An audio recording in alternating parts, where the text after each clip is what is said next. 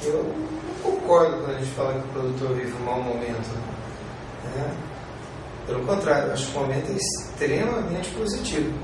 Nós temos uma alta demanda de alimentos no mundo, temos uma alta demanda de combustíveis renováveis no mundo, seja etanol ou biodiesel. Nós temos problemas pontuais que são muito sérios, sabe, de alguns desequilíbrios na cadeia, como a gente teve agora no caso de insumos.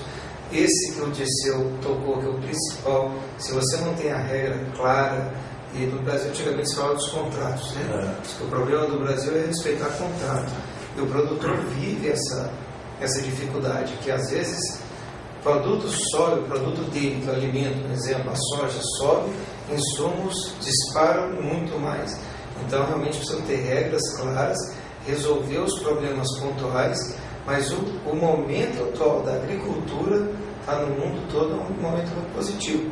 Temos problemas pontuais, sabe, mas a situação ela é promissora, vamos dizer assim.